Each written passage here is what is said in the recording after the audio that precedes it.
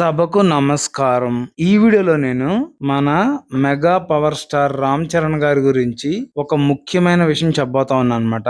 అదేంటంటే రామ్ చరణ్ గారికి రీసెంట్ గా ఒక పాప పుట్టింది. ఆ పాపకి క్లీన్ కార్ అని పేరు పెట్టుకున్నారు. రామ్ చరణ్ గారు, అలాగే ఉపవాసం గారు, చిరంజీవి గారు అందరూ కూడా పాప పుట్టినందుకు చాలా హ్యాపీగా ఉన్నారు. పాపతో ఆడుకుంటా చిరంజీవి గారు చాలా హ్యాపీగా ఫీల్ అవుతున్నారు అనమాట. అయితే ఈ మధ్య ఒక ఫంక్షన్ లో చిరంజీవి గారు అందరూ ఆడపిల్లలే పుడుతున్నారు మా ఇంట్లో, ఒక బాబు పుడితే చాలా బాగుంటది అని చెప్పి అన్నారన్నమాట.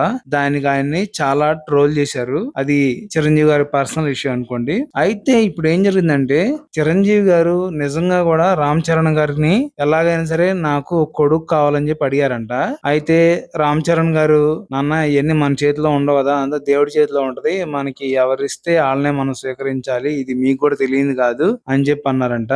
అయినా సరే చిరంజీవి గారు, లేదు నాన్న ఎలాగైనా సరే నువ్వు ఈసారి బాబు కోసం ప్రయత్నించు, బాబు పుడితే గనక మనకి చాలా బాగుంటది, మన లెగసీని ముందుకు తీసుకెళ్లొచ్చు, అలాగే ఇప్పుడు చెల్లికి, అక్కకి, నీకు అందరికి ఆడపిల్లలే పుట్టారు, ఈసారి మగపిల్లడు పుడితే చాలా బాగుంటది మనకు కూడా అని చెప్పి అన్నారంట.